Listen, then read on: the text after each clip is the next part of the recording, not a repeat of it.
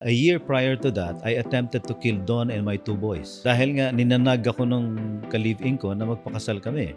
So dahil I was into drugs, pag nagda-drugs ka, nakakarinig ka ng boses. So yun na yun, yung narinig ko na para wala kang problema, patayin mo na yung pamilya mo, of which I heeded that voice.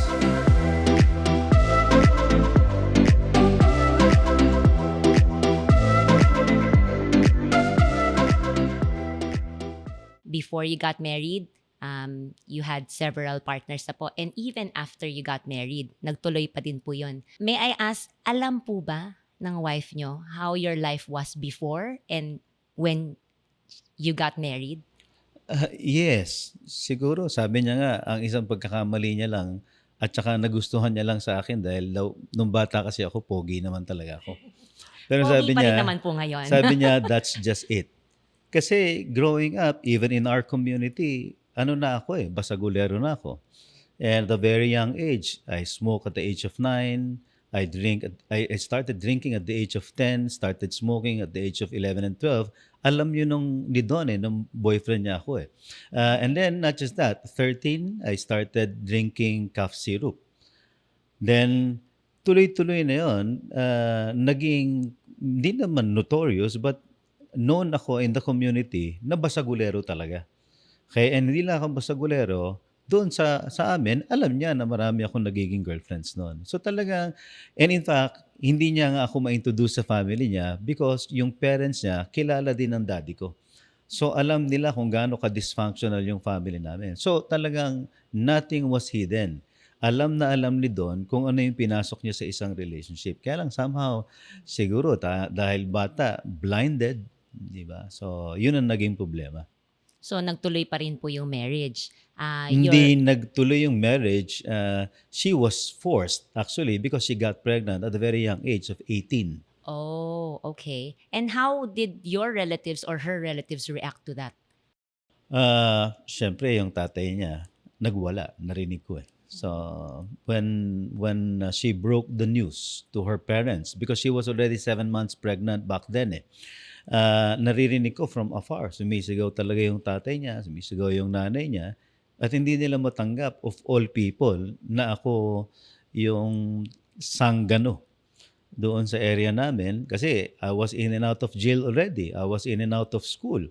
So, laman lang ako ng kalsada. Talagang, I think kahit sinong magulang, hindi matutuwa. Not even my own parents. Okay. At that time, what were you feeling po? Alam mo, pagka bata ka, hindi ka nag-iisip ng tama Ang naiisip mo lang kung ano yung gusto mo. And in fact, pag bata ka, akala mo kung anong gusto mo, yun na rin ang tama Along that marriage po, was there ever a consideration na maghiwalay? Well, actually, initially, yung in-laws ko, they're not for marriage So, they offered si Don na why not just go to the States or Canada. So, talagang hindi sila pabor dun sa aming relationship. But yun nga, eventually, my parents went to her parents and talked about us living together muna. And kasi sila very positive na hindi kami magtatagal. Okay? So talagang alam nila na talagang hindi sila naniniwala magtatagal kami. And true enough, nung nagsama kami ni Don, sabi niya nga parang sana nakinig siya sa parents niya kasi 2 weeks pa lang kaming together, nahuli niya na meron akong ibang babae. So, naging gano'n na yung relationship. Actually, yung problema namin, hindi lang yung me being unfaithful So, maraming mga factors na if God did not sustain my wife, talagang walang magtatagal sa akin. Kasi I also am verbally abusive. At times, nagiging physical ako. Kasi nga, very violent ako. And I think yung pagiging violent ko, yun ang result nung what I've witnessed dun sa daddy ko na ginagawa niya sa mom ko. And in fact, the abuses also that we've experienced from my very own father. So, naging cycle na siya. Okay? So, dahil yun nga, parang normal, ang orientation sa akin, parang normal ang merong babae. Kasi yung relationships, even sa side ko ng family, hindi siya kinokorekt eh. Okay? Ang nag-o-oppose na niyan, syempre yung mom ko at saka yung few of my siblings. Pero ang area nga, each time na meron akong bagong ka-affair or bagong babae, pupunta ako sa kamag-anak ko eh. So doon kami. Kasi doon talagang hindi lang wini-welcome. Doon talagang tanggap. It's a normal thing for a guy na magkaroon ka ng iba-iba. So dahil nga, yun nga, hindi siya kinokorek or hindi lang din nila ako makorek dahil grabe ako magalit eh. So it reached that point na nung naging dalawa na yung anak namin, yung babae na kinukulit ako na magpakasal kami, of which I cannot because we're still married. So gusto niya mag-file ako ng annulment. So kinausap ko si Don about it. But eventually, after 3 years, naghiwalay na kami ni Don, sumama na ako doon sa babae. Actually, on the first year pa lang, naghiwalay na kami ni Don, sumama na ako sa babae. So we were together for 3 years. Nito pong ka-affair nyo. Nung ka-affair ko, yeah. Okay. Throughout this process po, if I may ask po, si Dawn po ba, is she a Christian when she got married to you? Not yet. Okay. She came to know the Lord in 1994. Nauna po ba siya? Nauna siya. And then when she got to know the Lord in 1994, you were still with your... Hindi pa yung babae. So I had several relationships eh. So yung kasing babae na naging reason ng separation namin ni Don, that was in 1998. So Christian na siya nun. Christian na siya nun. Opo. Tapos so naghiwalay po kayo. What led you to come back together? Well, siguro talagang si God, kasama dun sa grace niya, yung pagiging just niya din eh. So, He will make sure na I will not go unpunished. So, I literally went through a lot of challenges. Actually, hindi sa trials eh, but problems self-inflicted. So, naglabas-pasok ako sa kulungan, tapos nagkaroon ako ng mga major accidents na talagang iisipin mo, hindi na ako dapat mabuhay. So, I had 2 major car accidents. Total wreck. Ilang incidents na binaril ako na nabuhay pa rin ako. So, noon, hindi ko siya naiisip na baka tinatawag na ako ng Diyos eh. So, hindi siya nagsisink in sa akin o hindi siya pumapasok sa isip sa akin na tinatawag ako ng Diyos eh. So, parang it's just something na normal kasi sabi nga ng mga kaibigan ko, para daw akong may sa pusa, hindi ako namamatay. So, somehow, imbis na matakot ako, dahil, kunyari, nagbibilang akong 5 or 6, iisipin ko, meron pa akong 3. Because cats have 9 lives. Oo No? eh. So, pero when life becomes so heavy, and it did, when year 2000, I got involved in a shooting incident, nakasuhan ako ng frustrated homicide. So parang this was during the time na very, very miserable na ako kasi nagsunod-sunod yun eh. A year prior to that, I attempted to kill Don and my 2 boys. So dahil nga ninanag ako ng ka-live-in ko na magpakasal kami. So dahil I was into drugs, pag nagda-drugs ka, nakakarinig ka ng boses eh.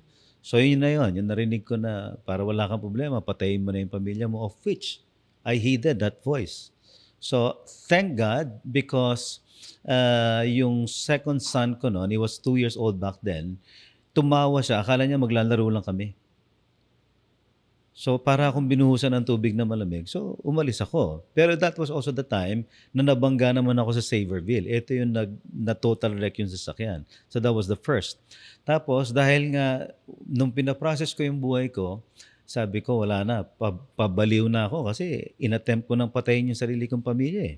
So I attempted to kill myself 2 times. Mhm. So sunod-sunod na yon na parang feeling ko. Tsaka ito pala yung miserable, yung out of the blue, iiyak ka na lang for no apparent reason. So driving ako, minsan magugulat ako, ba't ako nandito sa lugar na to? Nabablanko na ako. Ang gagawin ko, nabablanko ako, hihinto ako, uupo ako sa bangketa, iiyak lang ako.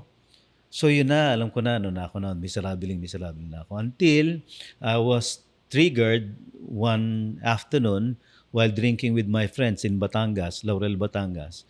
Kinuwento niya, Marites, minamarites daw ako nung kapitbahay at saka yung father ko. So, yun nga, nag-snap ako. I got an Armalite rifle. Marami akong barrel before. In-Armalite ko yung kapitbahay namin. So, yun na yun. So, but meron na kasi akong previous cases eh.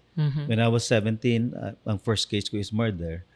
Tapos marami na akong beses na nakulong eh. Pero that was the last na, yun nga, nung nagkakaso na ako, parang feeling ko, na-reach ko na yung dead end ko. So, the Lord parang allowed or put me in that situation wherein I have nowhere to go but to Him. Okay. Yan na yan. So, nagtago ako sa... In fact, hindi ako nagtago. Si Don, sinundo niya ako 12 midnight.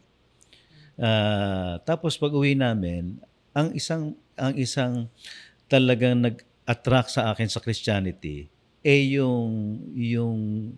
yung kindness and sabi nga ni Don, I killed my husband with kindness. Yeah. So very natural for her yung forgiving and being gracious and being so unconditionally loving. So imagine, sinundo niya ako. Pwede niya akong sumbatan eh.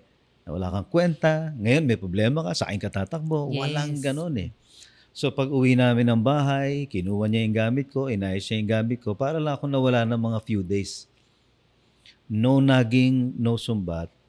Dahil, siyempre, pag nagtatago ka, sabi ko, wala pala akong mapuntahan kung hindi Bible study. Ayun. So, umaten ako ng Bible study. I would still drink, take drugs, Bible study, but still, ganun-ganun pa rin. Tapos, medyo nag-improve. Attend na ako ng church sa Valle Verde. Tapos, drugs pa rin, inom. Tapos, pero church pa rin. Until in St. Francis noon, sa likod ng Mega Mall.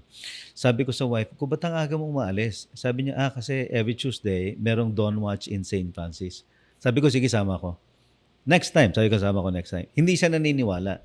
So, she wasn't taking it seriously because pag 5 o'clock, kauuwi ko pa lang sa inuman nun eh. 5 o'clock po ng umaga. So, hindi ako uminom. Sumama ko. That was my turning point. Yun nga ang tawag ko nun is my Damascus experience. Eh. Kasi right after the pastor gave the message, sabi niya sa congregation, let's all rise and shout to the Lord 3 times.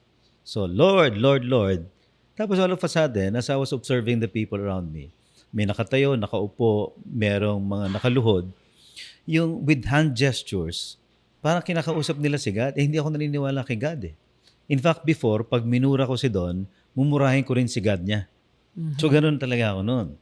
Pero during that time, sabi ko, bakit ganun? Parang totoo si God. And right after nilang sumigaw ng Lord, Lord, Lord, I had goosebumps. So talagang hindi ko ma-explain yung feeling. As I was observing people, sabi ko, bakit parang totoo yung Diyos nila? Kasi kinakausap nila, umiiyak, they were praying aloud. Tapos siguro ko, and I believe it was God who impressed in my heart that prayer should come from the heart. Yeah. So this was my first prayer. Sabi ko, Lord, kung totoo ka, tulungan mo naman ako. Ako yung isang taong hindi humingi ng tulong. Sobrang yabang ko. Kasi even fights, gunfights, I do it on my own. So pag nandiyan lang yung mga kaibigan ko, kaya lang ako sumasama sa kanila or sinasama ko sila. Pero during that time, parang sabi ko, Lord, kung totoo ka, tulungan mo naman ako. First time ko inadmit sa sarili ko na pagod na ako. And then, nung sinabi kong tulungan mo ako, pagod na ako, nakatayo ako eh. I think yung admission and yung humbling yourself before God and being honest na sabihin mong, Lord, hindi ko na kaya ito. All my life, I've been trying to solve my problems on my own. All my life, parang feeling ko, kayang-kaya ko lahat. But this time around, hindi ko na kaya. So, nung sinabi kong pagod na ako, ito, totoong experience. Naramdaman ko yung weight on my shoulders. So, napaluhod ako. Hindi ako umiyak, humahagulgul ako. Pero, nung humahagulgul ako, I found myself na sinusumbong ko yung tatay ko sa Diyos. Kasi grabe yung galit, yung lahat. I think yung kay Andra, saka yung kay JP, hindi mo siya mararamdaman. Kasi kung nambababae lang ang issue, normal nga eh. I think nung nag-sink in sa akin yung ginawa niya sa nanay ko, yung pain nung nanay, I remember talking to someone recently, sabi ko, you know, at the end of the day, you cannot separate the heart of the mom with the children. Because the pain of the mom is the pain of the children. Mm, mm. So if the mom is in pain, the children is also in pain. And I've witnessed several times how my mom would cry. Yun, hindi ko kaya yun eh. Ako, lagi akong binubugbog ng tatay ko, lagi akong minumura. Hindi ako umiiyak ever. Every time that I would talk about how my mom suffered, kaya ako sobrang taas ng respeto ko sa mga single moms. Because she raised us, 5 of us, on her own. Talagang siya lang ang nagtawid sa amin lahat until isa-isa yung mga kapatid ko nakapag-aral sila. So kami lang talagang pamilya. So, nung sabi ko, Lord, tulungan mo ako. Alam mo, sabi ko nga, that was the best and the only time na naka-feel ako ng relief. Kasi sobrang gaang ng dibdib ko. Kasi parang all along, growing up, meron akong sobrang mabigat sa dibdib ko. Kaya mabilis akong matrigger. Yes, yes. So, na-release ko yun. Sabi ko, I felt so good talking to God, whom I know na only person who will listen to me nang hindi ako i-judge, nang hindi ako i-condemn, nang hindi ako papagalitan. Okay? So, nung nasabi ko ng lahat yun, ang gaang na eh. So, meron akong parang sulat, PS. Sabi ko, Lord, kung gano'n, baka pwedeng isa-isahin ko naman. Tulungan mo akong matanggal yung pambababae, yung pagiging violente ko, yung pagdadrugs ko, yung pag-inom ko. I take drugs almost every day. Ang drugs ko, libre. Kasi yung mga dapat nanguhuli, sila ang nagdadala sa akin because of the influence that I have with people. So lahat yun. So drugs, inom, pambababae. I was a very violent person. Okay, alam nyo, it's actually a miracle in itself because just like the Apostle Paul, it was my Damascus experience pag uwi namin. Dati pag nagsalita ako, sa 10 sinabi ko, siyam may mura. Nawala lahat yon. I smoked 2 packs a day. That same day, tapos yon. Drinking, being a violent man. And then, isa sa grace, of course, ang isang babaero, talagang babaero. Pero yun, tinanggal ni God sa akin yon. I'm not saying it's no longer my struggle. Because your struggle will still be your struggle. Your temptations will still be your temptations. Pero hindi nga kaya nga sinasabi ni God you don't fight your temptations, you flee. Okay? And si God lang ang magtatawid sa atin. So yun ang encounter ko kay God. January of 2001. I'm sure it's very memorable for you. But when you were down on your knees, you said, and you were pouring your heart out to God, and you said, nagsusumbong ka sa Panginoon natin dahil sa inyong tatay. At that time po ba, at that point, naalala niyo po ba, pinatawad niyo po ba siya at that point? Alam mo, yung forgiveness kasi, hindi ko, yung concept of forgiveness, wala ako noon Kasi hindi ako naniniwala kay God Parang in my mind, ang nasa isip ko lang, kung totoo si God, gusto kong tulungan niya ako. So, yung forgiveness kasi, it's a process And you will only be able to forgive until maintindihan mo kung paano ka finorgive ni God And maintindihan mo lang kung paano ka finorgive ni God at saka yung grace kung maintindihan mo kung anong ginawa para sa atin ni God And that's actually the only time when I attended a retreat. Ang topic noon is Father's Love. Then I realized that you cannot give what you do not have. Na ang tatay ko pala is also a victim of wrong parenting. So what can I get from someone who is also longing for love?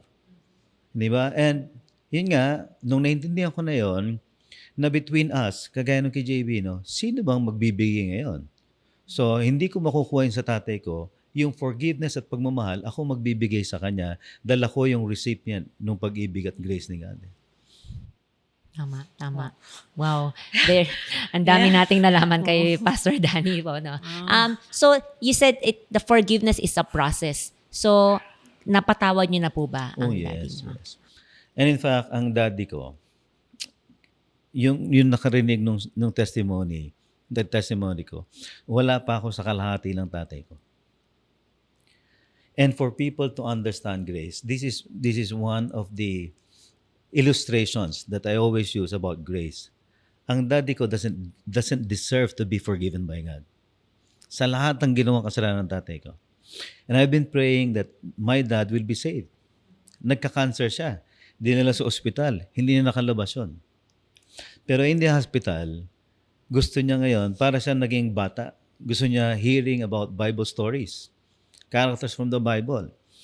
So until narinig niya yung story ni David, wala ako noon kinikwento ng mga kapatid ko Sabi nung kapatid ko, when he heard about the story of David, sabi ng daddy ko, umiyak siya, pareho pala kami ni David. Ang dami ko palang kasalanan. Mapapatawad pa kaya ako ng Diyos? And right there and then, my dad surrendered his life to Jesus. That's grace. That's grace. How did he come to want to have that desire to listen to the Bible stories? Siguro, kasi hindi rin naniniwala kay God ng daddy ko Pero pag nandoon ka na sa end stage mo, di ba na-realize mo na this is it? Di ba? Parang no harm in trying. Di ba? Why not, for the last time, pakinggan ko kung ano nga itong tungkol sa Bible. Because I attempted many times to talk to him about the Bible. Sabi niya, wag na wag mo akong mabasahan niya. Pero yung maganda rin yung grace ni God, kahit sa last minute, binibigay pa rin niya. Thank you for joining us today in our discussion. I hope we were able to enlighten you with some of the issues you are currently facing. If you have any comments or suggestions, please drop us a note in the comment section. We would also like to take this opportunity to invite you to come join and worship with us here at Jubilee Evangelical Church. Every Sunday, we have English services at 8:30 a.m. and 10:30 a.m., Amoy service at 10:30 a.m., Taglish service at 2 p.m., or you may join us online through our Facebook and YouTube channels at 3 p.m. You may also check our website at jec.com.ph for more details.